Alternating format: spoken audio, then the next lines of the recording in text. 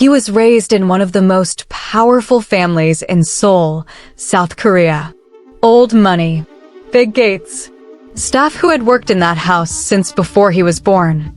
His mother was elegant, warm, the kind of woman who kept the whole family from falling apart with sheer willpower and good manners. His father was a businessman who believed feelings were something that happened to other people, less successful people. And then there was him, the only son, the heir, the boy who was brought into the world already expected to carry everything on his back. As a child, he was not exactly charming. If he wanted chocolate, he would order the guards to bring it. If it took more than a minute, he would throw a fit that shook the walls. He was expelled from 3 different high schools for fighting. Not that he won any of those fights. He just kept starting them because nobody had ever told him no, and he had no idea how to handle friction. His parents, in a moment of what they called wisdom, sent him to a boarding school run by missionaries overseas. They thought structure would fix him. Discipline, prayer, cold showers at 5 in the morning. What it actually did was take the fire out of him. By the time he came back home at 22, the tantrums were gone. So was everything else. He no longer shouted. He no longer laughed loudly. He barely smiled. He had learned to keep everything locked behind a face so still it looked carved from stone. Women would see him across a room and think he was the most beautiful man they had ever laid eyes on. Then he would glance at them and they would immediately find somewhere else to be. He was not cruel. He was just completely, thoroughly unreachable. His best friend, who had known him since they were teenagers and who found the whole situation endlessly entertaining, used to say that watching him interact with people was like watching a man try to have a conversation with a wall. Except the wall was better dressed. His name is not important. In this story, we will simply call him what he was. The heir. Welcome back to Afro-Korean Blooming Love Stories, where I script original Afro-Korean stories of love and healing. I am Naomi, the writer of today's story. I love it, babes, if you do me a favor by liking the video and subscribing to this channel. Now let's begin. His mother had a plan. She always had a plan. She had watched her son become a fortress for years. She had tried everything. Therapy, socializing, carefully arranged introductions to perfectly suitable women. Nothing worked. He would sit through a dinner, speak in complete sentences, be technically polite, and make the poor woman across from him feel like she had just been assessed and quietly filed under not worth further investment. And then his mother remembered an old friend. They had been inseparable in high school. Best friends in the way that only teenage girls can be, the kind of friendship that survives moving to different cities and building different lives and still picks up right where it left off 20 years later over a phone call. His mother's old friend had a daughter. And that daughter was something else entirely. She was Black American, born in Atlanta, raised with the kind of stubbornness that comes from a long line of women who did not take nonsense from anyone. She was sharp. Sharp mouth, sharp mind, sharper instincts. She had been in Seoul for 2 years working in textile design, and she loved it deeply, genuinely, the way you love a city that somehow fits you even when you did not expect it to. She was funny. Not in the way people perform funny. Actually funny. The kind of funny that sneaks up on you when you are not expecting it and has you laughing before you have decided whether you should. She was also completely unmoved by wealth. She had grown up watching money do strange things to people. She was not impressed by big gates or staff who bowed at the door. She was polite, but she was not dazzled. When the two mothers sat down and had a very careful conversation about the possibility of a marriage arrangement, the daughter sat across the table with her arms folded and said, "I'm going to say something and I need everyone to hear it clearly. I am not marrying someone who does not talk to me." His mother looked at her son. He looked back at his mother with the expression of a man who had already accepted his fate and was simply waiting for it to be over. The wedding was as gray as storm clouds. Neither of them smiled for the photographer. The guests smiled enough for everyone. Living with him was like sharing an apartment with a very expensive painting. He was there. He was technically present. He had meals prepared and a car arranged for her every morning. He did not forget her birthday, which surprised her. He left a card on the counter. No message inside. Just his signature. She had stared at that card for a full minute, turned it over to see if she was missing something, and then put it on the fridge anyway out of pure petty spite. She had her own life. Her work. Her designs. Her circle of friends who thought the whole situation was both tragic and wildly fascinating. "How is he this morning?" her colleague would ask over lunch. "Alive," she would say. "As far as I could tell." He, for his part, spent most of his time at the office. He left early. He came back late. When they were in the same room, there was a very specific choreography of polite distance that they had developed without ever discussing it. She would be reading. He would pass through. He would refill her water glass without asking because he had noticed she always forgot to drink water. She would say nothing. He would say nothing. He would leave. Small things. Infuriating small things that she refused to think about too deeply. His best friend, who worked loosely in the company and had absolutely no filter, came over once for a business dinner and spent the entire time watching the two of them operate in their careful, elaborate silence. On his way out, he grabbed the heir by the shoulder and said, "Brother, you have a beautiful woman in your house who is funnier than anyone I have ever met, and you are over there acting like she is a new piece of furniture you haven't assembled yet." The heir looked at him. "Good night," he said. His friend laughed the entire way to his car. It happened on an evening in November. There was a work function. A celebration for a deal that had taken 18 months to close. Everyone was celebrating. There was music and good food and the kind of atmosphere that loosens collars and opens people up. She was there as his wife, standing in a gold dress that had 3 people stopping mid-conversation to stare. He noticed. He did not say anything about it. He stood next to her, and she noticed him noticing and decided to find that deeply irritating. Someone handed them champagne. Then someone handed them more champagne. Somewhere around the 3rd glass, the rigid line of his shoulders began to drop. And somewhere around her 2nd glass, she stopped being so careful about what she said. They ended up in a corner of the venue, away from the noise, talking. Actually talking. Not performing politeness. Not navigating their careful choreography. Actually talking, the way 2 people talk when the guards come down and something real slips out. He told her about the missionary school. How cold it was. How he had not known how to miss home for years because he had packed the feeling away so completely. She listened without filler words, which he noticed and which somehow made him keep going. She told him about her grandmother. How she had been her whole world.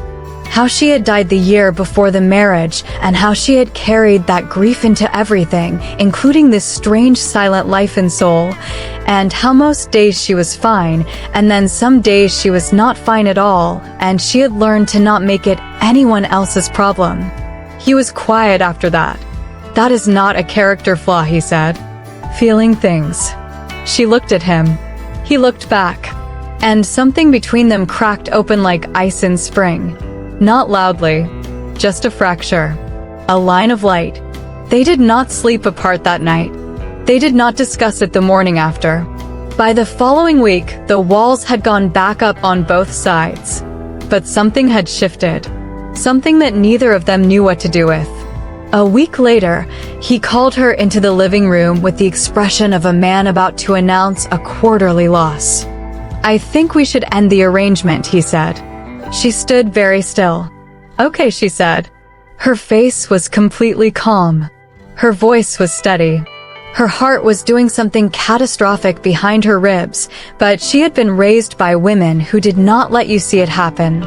She signed the papers 3 weeks later. Packed her things. Left for Atlanta without looking back. He stood in the empty apartment afterwards and found, to his considerable alarm, that the silence felt different now. For years is a long time. He built things, doubled the company's portfolio, expanded into 3 new markets, was featured in a financial magazine with a headline that described him as relentlessly focused. He kept the article. He was not sure why. His mother called every Sunday. She asked if he was eating. She asked if he was sleeping. She did not ask about the ex-wife directly, but there was a very specific pause every Sunday after the small talk where both of them knew exactly what was not being said. His friend kept him company through sheer refusal to be ignored. He would show up at the office with food and commentary and the absolute certainty that he was welcome whether that was true or not. He would look at the air across the conference table sometimes and shake his head very slowly, like a man watching someone stub the same toe for the 4th time. "You ever think about her?" he asked once. "No," the heir said. His friend nodded. "Right. Me neither. That's why your coffee has been cold for 20 minutes and you haven't noticed." The heir looked at his coffee. He said nothing. She, for her part, had come back to Seoul. She had not planned to. But the city had a gravity that pulled her back after 2 years in Atlanta. She had been offered a contract with a design firm, a good one, and she had taken it. She had built a quiet life. She had a small apartment with very good natural light and a kitchen she actually cooked in. She had a circle of friends who adored her. She had her work, which she loved. She also had 3 children. 3 children who had arrived together, 2 boys and a girl, because the universe apparently thought one was not enough of a statement. They were 3 years old now. They were absolute chaos in the most wonderful way. They talked at the same time constantly. They had opinions about everything. They had her stubbornness and her laugh, and they had certain features, a particular way of setting their jaw when they had decided something, that she had not been able to look at directly for the first year without her chest doing something complicated. She had not told him. She had not told him because he had ended things clearly and walked away, and she had decided, in the early weeks of a pregnancy she had not expected, that she was not going to go to him with something that looked like leverage. She was not going to build a family on the back of obligation. She had her mother. She had her grandmother's stubbornness. She had enough. She was enough. And she was. She truly was. But there was a bakery near her apartment that she loved. It was warm and small, and it always smelled like butter and vanilla. The owner, an elderly woman with excellent taste in music, had given the children their own little aprons because they came so often and because one of the boys had once very seriously told her that her cinnamon rolls were the best thing in the whole entire world, and she had never recovered. Every Saturday, she would take them to the bakery. They would make a mess. They would get flour everywhere. They would argue about who got to press the cookie cutters, and the girl always won because she was the most persuasive person in the family despite being the smallest. They would laugh and make noise and fill the whole small space with something that felt like sunshine. It was one of these Saturdays. It was a Saturday in October when everything changed again. His car broke down on the way back from a site visit. That almost never happened. The cars in his fleet were serviced meticulously. But this one, on this particular evening, decided it had other plans. He pulled over. He called his driver. His driver was 40 minutes away. His phone was at 6% battery. The closest point of anything was a small street he did not usually walk down. He started walking. He was in a suit. He was tired. He was deeply, privately annoyed. He passed a dry cleaner, a flower shop, a small bookshop with its lights on and a cat sleeping in the window. And then he passed a bakery. He was not going to look inside. There was no reason to look inside. But there was noise coming from inside, laughter and children's voices and a kind of warmth that pressed against the glass, and he looked without meaning to. And then he stopped. She was standing behind the counter with an apron dusted in flour, laughing at something one of the children had done. Her head was thrown back. Her whole face was open in a way he had never once seen in the year they were married, and something in his chest moved in a way he did not have a name for. Then he saw the children. 3 of them, covered in flour, covered in rosemary from what appeared to be a very ambitious attempt at bread. 2 boys and a girl, and they were so loud and so alive and so entirely themselves that it felt like watching a force of nature in miniature. And then one of the boys turned and he saw his face. He stopped breathing. The boy looked exactly like him. The set of the jaw, the shape of the eyes, the particular way he frowned in concentration when he was trying to do something difficult, and this boy was currently doing that very frown while attempting to press a star-shaped cutter into dough that was too thick for him. He looked at all 3 of them. He looked back at her. She had not seen him yet. He stood on that pavement for what felt like a very long time. Then the phone in his pocket died completely.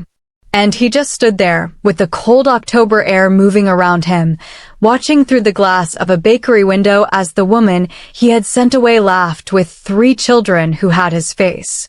Something inside him broke. She saw him when she turned to hand the girl her cookie. She looked up. She looked at the window. She looked at him.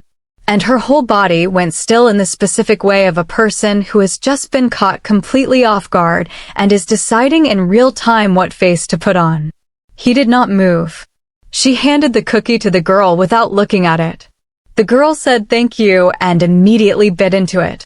She untied her apron. She said something to the elderly owner. She came to the door. They stood outside. The street was quiet. The light from the bakery window fell across both of them in gold. "How long have you been standing there?" she said. "A few minutes," he said. She nodded slowly. He looked at her, then at the window, then back at her. "They are mine," he said. It was not a question. She was quiet for a beat. Yes, something crossed his face that she could not read. It was not anger exactly. It was something more complicated than anger. Something that looked, briefly, almost like grief. "How old?" he said. 3, she said. "In December." He did the arithmetic. He knew she could see him doing it. "You should have told me," he said. His voice was very quiet. "You ended the marriage," she said. Her voice was just as quiet. Very clearly. "That does not change." "I know what it changes," she said. "And I know what it doesn't." They looked at each other. The sounds of the children from inside the bakery drifted out between them. "I am not looking for anything from you," she said. "I am not standing here asking you for anything. I built something on my own and it is good. We are good." He said nothing. She looked at him for a long moment, something unreadable in her expression. "My phone is almost dead," she said finally. "I have to get them home." "I know," he said. "My car broke down." She almost laughed. She pressed her lips together. "Of course it did," she said. She went back inside. He stood on the pavement for another minute. Then he started walking again. But he did not sleep that night. Not 1 hour. He told his mother on a Sunday. Not on the phone. He drove to the family house, sat down across from her at the kitchen table, and told her everything. His mother, who had a gift for stillness that he had clearly inherited, sat very quietly through all of it. When he finished, she was silent for a very long time. Then she said, "How do they look?" He blinked. "What?" "The children. How do they look?" He was quiet. "Like me," he said. "All 3 of them." His mother covered her mouth with both hands. Her eyes went bright with something he had not seen in her face in years. "I need to meet them," she said. "That is not," he started. "I have grandchildren," she said. 3 of them. And I have been sitting here on Sundays making small talk while my grandchildren existed somewhere in this city." Her voice was very controlled, but it was shaking slightly around the edges. "You will fix this." He opened his mouth. She looked at him. He closed it. His friend, who had stopped by coincidentally and walked in halfway through this conversation, stood in the doorway with his coat still on, completely frozen, eyes moving back and forth between mother and son. "How long have you been there?" the heir said. Long enough, his friend said. He sat down slowly at the table. He looked at the air with the expression of a man who has just watched his favorite drama get a new plot twist. So, he said carefully, you have children. 3, his mother supplied. His friend's face split into the widest smile. Oh, this is going to be interesting. His mother was a woman of action. Within 48 hours, she had made a phone call. Not to her son's ex-wife directly. That would have been too obvious. She called her old friend. Her high school best friend. The mother of the woman who had left her son. The two of them had a long conversation. The kind of conversation that mothers have when they are both very intelligent and love their children very much and are also completely done watching those children make things harder than they need to be. The outcome of that conversation was a family dinner. A small thing, his mother announced to him over the phone. Just family. Both families. Nothing formal. No, he said. I'm sorry, I must have phrased that as a question by accident, she said. Saturday. 7 o'clock. He arrived at the family house on Saturday to find the table set for more people than usual and his mother in her very best outfit and a smell coming from the kitchen that meant she had been cooking since noon. She arrived 15 minutes later. She walked in with the 3 children arranged around her like a small, extremely opinionated entourage. The girl was wearing her favorite dress, which had a large strawberry on it, and had very strong feelings about the fact that her shoes did not match. One of the boys had managed to get something blue on his collar on the way over, and nobody knew what it was. The other boy walked in, looked around the room with enormous serious eyes, and immediately went to inspect the bookshelf. His mother saw them. She actually made a sound. Something soft and overwhelmed that she covered quickly by kneeling down to their level. Hello, she said warmly. I have been waiting to meet you. The girl studied her solemnly. Then she said, your earrings are very pretty. His mother laughed. It was a real laugh, startled out of her. Thank you, she said. They were a gift from someone I love very much. I have earrings too, the girl said. But I'm not wearing them today because I couldn't find the other one. His mother said gravely. That happens to me too. He stood near the wall watching all of this. She was standing a few feet away, watching the same scene, and there was something careful in her expression, something watching, something that had not quite decided yet whether this was safe. Their eyes met. He looked away first. She almost said something. Then the boy who had been inspecting the bookshelf appeared at his elbow holding a book and said, very seriously, why do you have so many books about money? He looked down at this child who had his own eyes and his own jaw and absolutely none of his silence. My father bought them, he said. Did he read them all? I don't know. The boy considered this. That seems like a waste, he said, and went back to the shelf. He stood there for a moment. Then, very quietly, where no one could see it, the corner of his mouth moved. The family dinner was only the beginning. His mother and her mother, apparently, had been talking more than either of their children knew. The next thing that happened was a Saturday afternoon at the botanical garden that was described as the children asked to go and it would be nice to have both families together. Which was almost certainly not how it happened, but no one could prove it. He showed up. She was already there with all 3 children and her mother. His mother arrived 5 minutes later and somehow managed to position things so that he and his ex-wife were walking the same path a few steps behind the grandmothers who were now 20 meters ahead and moving at the speed of a conversation that did not want to be interrupted. Did you know about this? She asked him. No, he said. Your mother. I know, he said. She walked beside him in silence for a moment. Then one of the boys, running ahead, tripped on a tree root. He fell forward. Before either of them could react, he had already bounced back up, inspected his knee, declared it fine, and kept running. She exhaled. They do that constantly, she said. My heart has aged about 10 years. He watched the boy running. He doesn't cry. He never cries, she said. The girl cries about everything. The other one cries only at animated movies, specifically when animals are in trouble, and then acts like it didn't happen immediately afterwards. He looked at her. She looked straight ahead. What? Nothing, he said.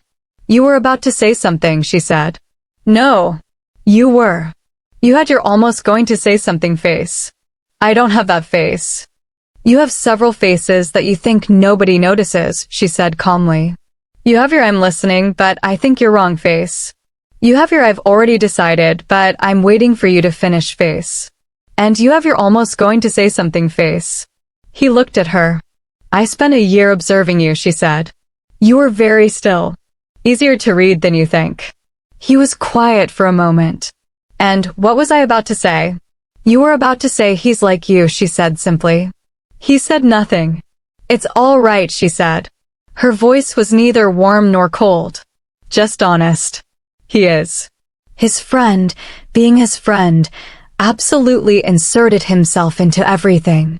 He turned up at the heir's apartment one evening, helped himself to food from the kitchen, sat at the counter, and watched his friend sit across the room in complete silence for several minutes before saying, "You are thinking about her." I am reviewing contracts, the heir said without looking up. You haven't turned a page in 11 minutes, his friend said. I've been counting. The heir turned a page. His friend smiled into his food. She's sharp, his friend said. I met her properly at the botanical garden thing your mother arranged. She's very funny. She said something to your mother about the garden layout that had your mother laughing for 3 full minutes, and your mother does not laugh easily. Nothing. The children are wonderful, his friend continued pleasantly. The girl told me my jacket was too bright. I have been thinking about that for days. She's 3. She's 3 years old, and she has already assessed my style choices. That is your daughter. Stop, the heir said. I'm just saying what I observe. I am aware of what you're doing. His friend leaned on the counter and looked at him directly. Are you? He said, and his voice was slightly different now, less teasing. Because from where I'm sitting, you look like a man standing in front of something real and doing everything possible to pretend it's manageable. The heir was quiet. She rebuilt her entire life, his friend said. Without asking you for a single thing. She raised 3 children. She kept working. She came back to a city that was never hers to start with because she loved it. And she is not chasing you. She is not performing anything. She is just living, and it is the most dignified thing I have ever seen, and you are over there holding contracts that you haven't read in 11 minutes. 12, the heir said. What? It has been 12 minutes, he said. His friend stared at him for a long moment. Then he burst out laughing. Full, genuine, helpless laughter that echoed in the apartment. He laughed until he had to put his fork down. The heir watched him laugh. You're impossible, his friend said finally, wiping his eyes. I know, the heir said. And something in his expression, just briefly, suggested that he found that slightly less acceptable than he used to. There was a lunch. Arranged by the mothers, described as casual, attended by everyone with varying levels of willingness. He arrived and sat next to her because the table was arranged in a specific way that she did not miss, and that made the line of her jaw tighten very slightly. The lunch was good. The children ate seriously and argued about nothing important and filled the table with noise that everybody else found delightful. He said something at one point about a current event, something brief and declarative, the way he always spoke, the way that usually ended conversations. She tilted her head and looked at him and said, That's one way to look at it. The simplest way. The table went slightly quiet. He looked at her. You disagree. I think it's more complicated than that, she said pleasantly. I'd like to hear your reasoning, he said. His tone was the careful, neutral one he used when he was very politely preparing to dismantle someone's argument. I'd like to finish my food first, she said. She turned back to her plate. He held his expression perfectly still. Somewhere across the table, his friend pressed his lips together very hard. Later, over tea, they returned to it. She laid out her reasoning in the most straightforward way, no drama, no performance, just clear and direct and right. He was quiet for a moment. "That's a valid point," he said. She looked at him. "I know." His friend choked on his tea. He turned and looked at his friend. "I'm fine," his friend said immediately, still laughing into his cup. "I'm completely fine. Go ahead." She was already talking to his mother, completely unbothered, as if she had not just said what she had said. He watched her for a moment. Then he looked at the table. He was not annoyed. That was the thing. He should have been annoyed. He was not. He was something else entirely, and he had no intention of examining what it was. Children, it turns out, do not understand the concept of complicated. The three of them had, in the way of all small people, absorbed everything happening around them and made their own conclusions. Their conclusions were simple. There was a man. Their mother's face did a specific thing around this man. He was always somewhere nearby at the family things now. He knew how to be quiet in a way that the girl found interesting and the boys found useful when they wanted to think. They liked him. The girl decided this first and announced it without ceremony by walking up to him at the third family event and saying, "Can you carry me? My legs are tired." He looked at her. She looked back at him with complete confidence. He picked her up. She immediately settled against his shoulder with the authority of a person who has made an excellent decision. He stood there holding her with the expression of a man who has been ambushed and is trying to figure out how to feel about it. She did not look up from across the room for a while. When she did, she saw him standing with her daughter sitting peacefully on his shoulder, the girl's small hand resting against his jaw, and something in her chest did something she had specifically told herself it was not going to do. She looked away. One of the boys, the quieter one who read books and thought deeply, asked him once during a family lunch, very seriously and out of nowhere, "Why don't you and my mother live in the same house?" The table went completely silent. He looked at the boy. She looked at her soup. "That is a complicated question," he said. The boy considered this. "My grandmother says complicated usually means someone made a mistake," he said. His mother, across the table, made a sound that was absolutely not a laugh and covered it with her water glass. She kept her eyes on her soup. He looked at the boy for a long moment. "Your grandmother is a wise woman," he said. "I know," the boy said. "She told me that too." There was an evening when both families had dinner at the family house and it ran late. The children fell asleep in the guest room in a small pile, the way children do when they have decided the night is not over, but their bodies disagree. Everyone else dispersed gradually. His mother and her mother went to sit in the garden. His friend left early with elaborate excuses that convinced no one. And then it was just the two of them in the warm sitting room, the sounds of conversation drifting in from outside, the children asleep down the hall. She was sitting with her feet tucked under her reading something on her phone. He was across the room with a book he was not reading. "You could say it," she said without looking up. "Say what?" he said. "Whatever it is you have been almost saying for 3 weeks." He was quiet. She set her phone down. She looked at him. "I'm not fragile," she said. "I was never fragile." "You can say it." He looked at her for a long moment. "I handled things badly," he said. "For years ago. I handled things very badly." She held his gaze. "Yes," she said. "You did." He stopped. "I didn't know how to," he stopped again. "I know," she said. Her voice was not angry. It was not soft either. It was just honest. "I know what you were.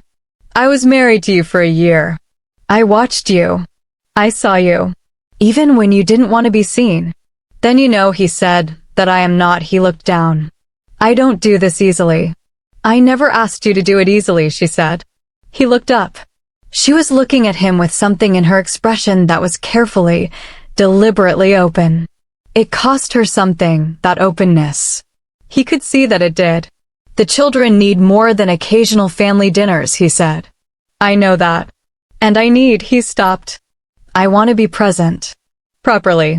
I want to. Stop managing the sentence, she said. Just say it. He looked at her. I don't want to be across the room, he said. She was quiet for a very long moment. Outside, the sound of the two mothers talking drifted through the window, and somewhere down the hall one of the children shifted in sleep. That's a start, she said. And she looked back at her phone. But the corner of her mouth had moved. Just slightly. Just enough. After that night, things changed. Not dramatically. Not all at once. But in the way that real change actually happens, in small things that accumulate. He started showing up. Not for family events arranged by their mothers. For ordinary things. Tuesday mornings when she brought the children to the park near her apartment. Saturday afternoons at the bakery, which was the place this whole thing started and which now felt, to both of them, like something they did not have a word for yet. He would sit at the small table near the window while the children made their chaos. He would drink his coffee. He would watch. The elderly owner had started giving him extra pastry without asking, which he accepted without comment and which the children considered deeply unfair. He gets more than us, the boy who read books informed his mother. Talk to him about it, she said.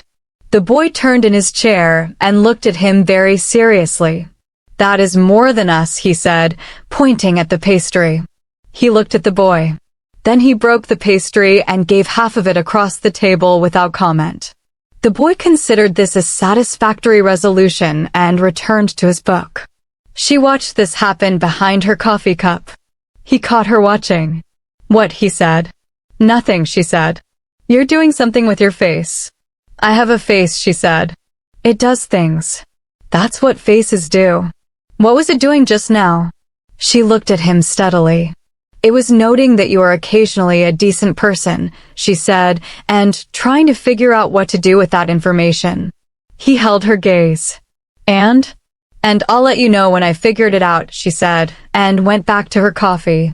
Across from them, the girl was attempting to put icing on her brother's nose while he tried to read. It was not going well for the book. He watched his children for a moment. This word had started to settle somewhere inside him in the last few weeks. His children. Like something being fitted into a space that had been empty without his knowing it.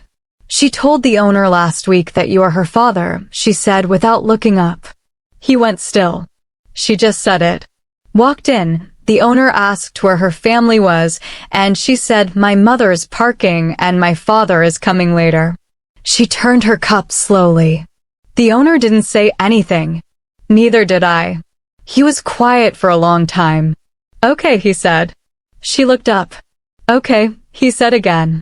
And the word carried everything he was not saying, all the things that were difficult for him to say, the acknowledgement, the readiness, the thing that had been building in him since an October night when he stood on a pavement and the last wall finally came down.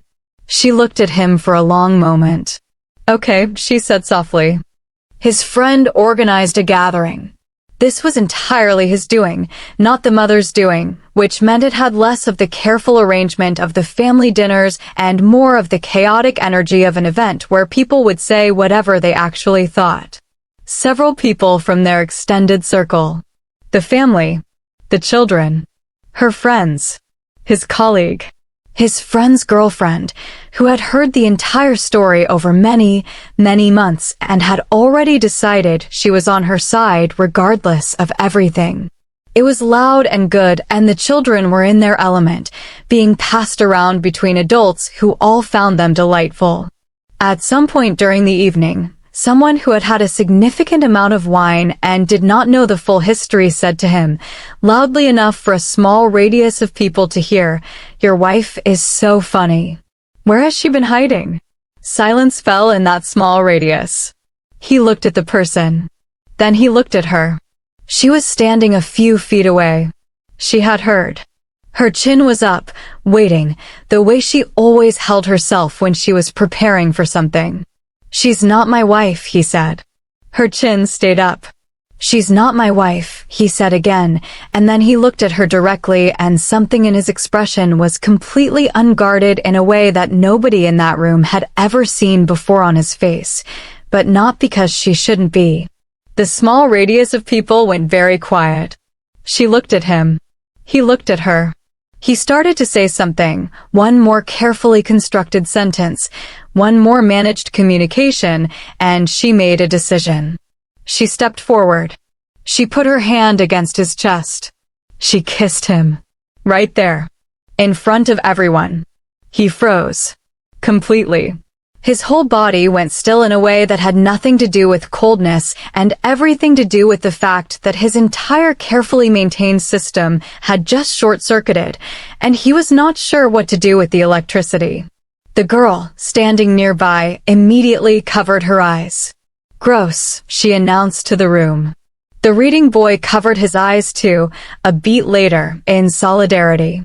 The third one watched with considerable scientific interest. His friend made a sound that was either a sob or a laugh or both simultaneously. When she pulled back, she looked at him. His eyes were open. His expression was the most unguarded it had ever been in his adult life. Something in it was almost bewildered, like a man who had been in a dark room for so long that light felt strange and excessive and completely, overwhelmingly necessary. "Stop making speeches," she said quietly. "You're not good at them." He exhaled. "No," he agreed. "I'm not." His friend was definitely crying. He was also definitely trying to pretend he was not, which was not working. The girl removed her hands from her eyes, assessed the situation, and said, "Is it over?" "Yes," her mother said. "Good," the girl said, and returned to her biscuit. He did not ask her back in a grand gesture. He was not built for grand gestures, and she had never needed them. What he did was show up. Consistently. On Tuesdays and Saturdays and random Wednesday evenings when the children had decided they wanted the specific noodles from the restaurant near his building. He learned their rhythms. He learned that the girl was unmovable when she had decided something and that the reading boy needed 10 minutes of quiet after loud environments, and that the third one, the most like her in temperament, would come to you for comfort but had to decide in his own time that he was ready.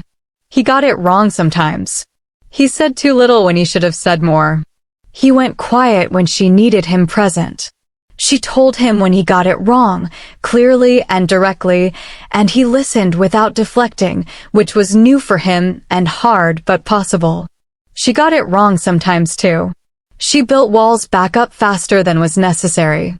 She defaulted to independence when she could have let him in. He noticed, and he didn't make it a battle. He just stayed. They took it slowly. There was no performance of it, no announcement, no headline. Just the gradual, steady, unspectacular work of two people deciding that something is worth building. His mother cried 3 times in the first month. She maintained that it was allergies. Nobody believed her. Nobody said anything. His friend sent a message the morning after the gathering that contained no words, only a very long string of laughing faces that went on for an implausible amount of time. He did not respond to this message. He saved it. The girl told the bakery owner that her parents were together now, with the authority of someone who had made this happen personally and felt entitled to full credit.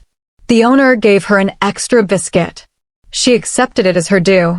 The boy who read books thought about it for a week and then, during a quiet Saturday at the bakery, looked up from his book and said, "I'm glad you're here." He looked at the boy. He said, "So am I." And he meant it.